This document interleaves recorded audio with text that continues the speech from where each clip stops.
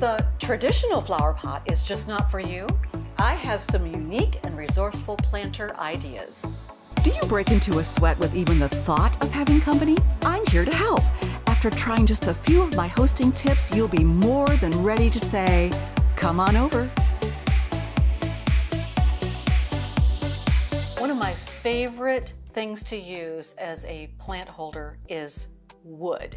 And this is all reclaimed wood. This is a piece of driftwood that has this really cool succulent down in it. And why that's important is that driftwood will rot over time. And so I want this to be out in more sun than rain.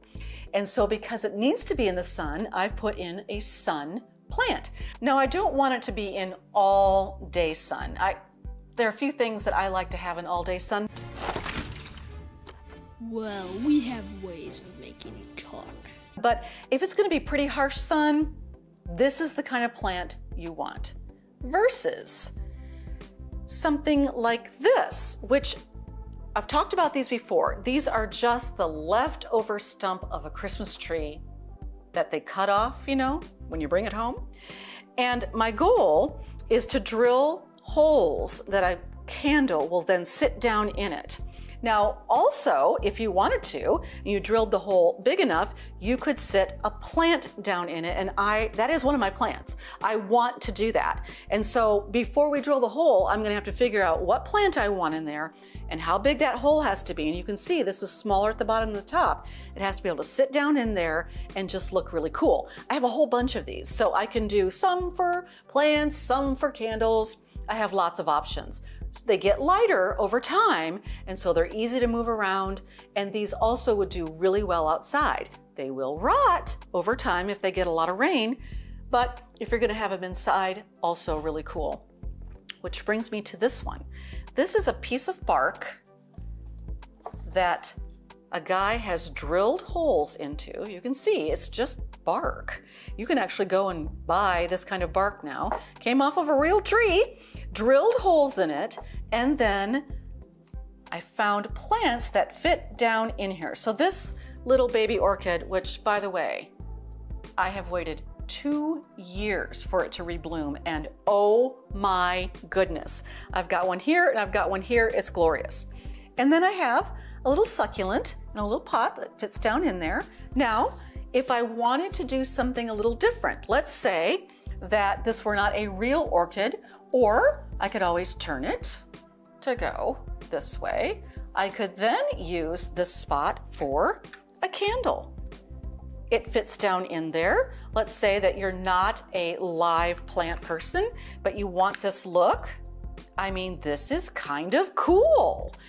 So it's just regular stuff here. Well, not really regular, but it's like nature stuff here.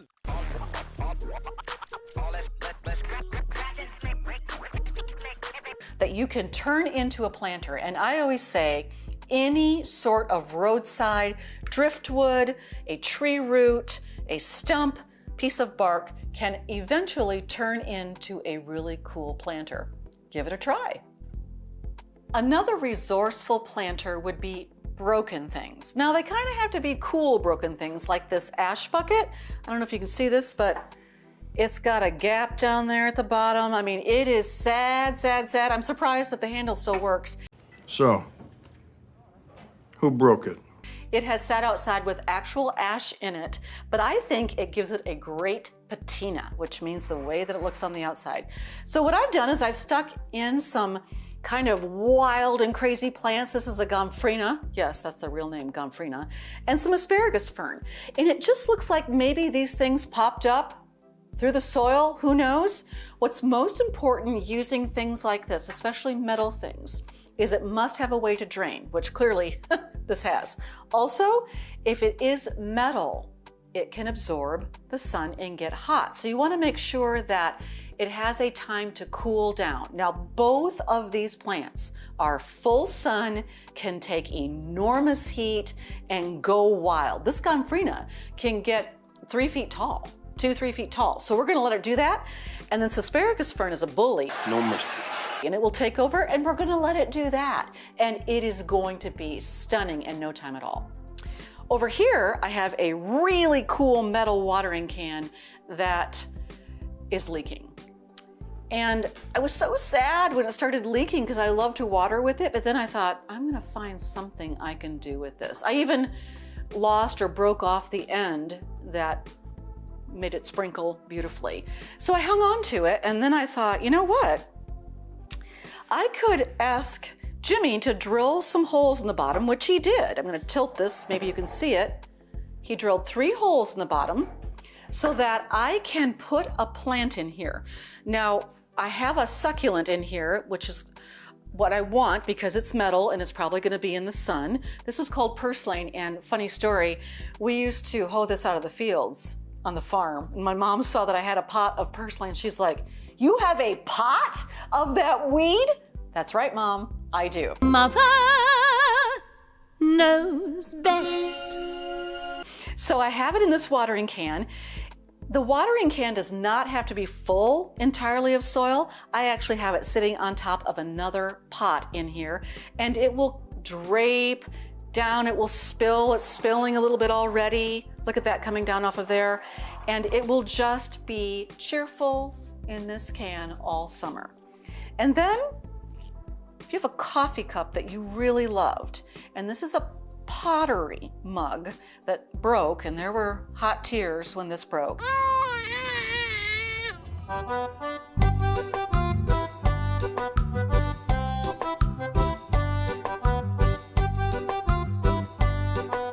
You can turn that into a planter too.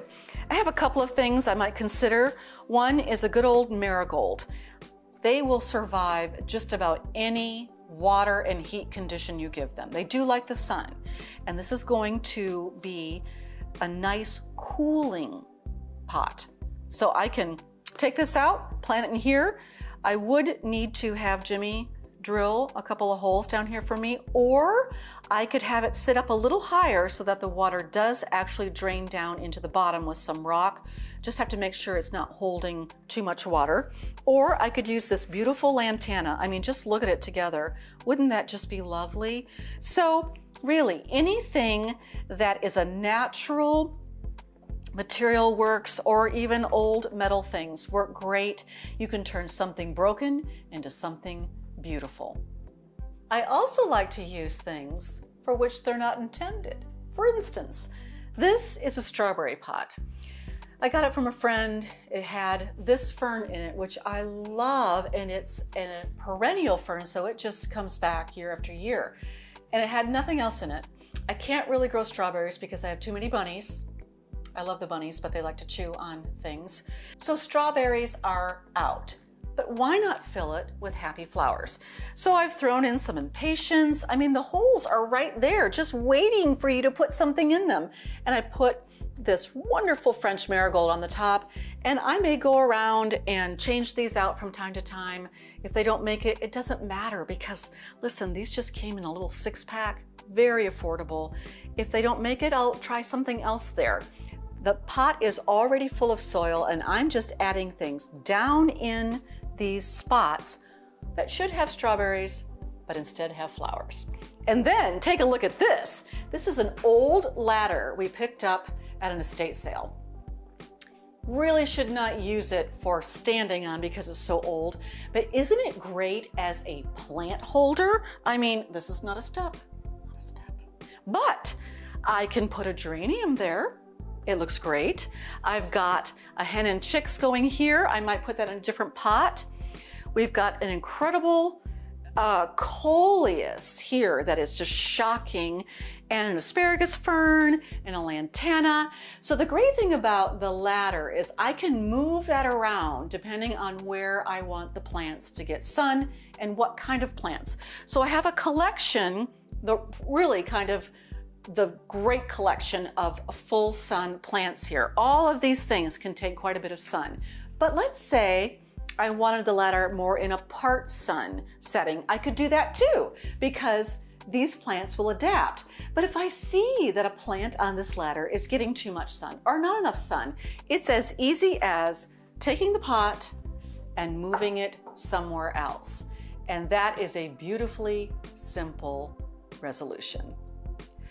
I have some other really unusual plant holders out in the gardens that were just too big, too heavy to bring in. So I'll include those pictures for you to see what I've done, and hopefully that will inspire you. If the traditional give me liberty. There was a fly that went right past. I'm surprised it did not land in my mouth. Or give me a fly. Now I don't want it to be like 24/7 sun, as if there is such a thing. Really, 24/7 sun. Or am I living on the sun? My left eye is twitching. Could it be because my life is out of control?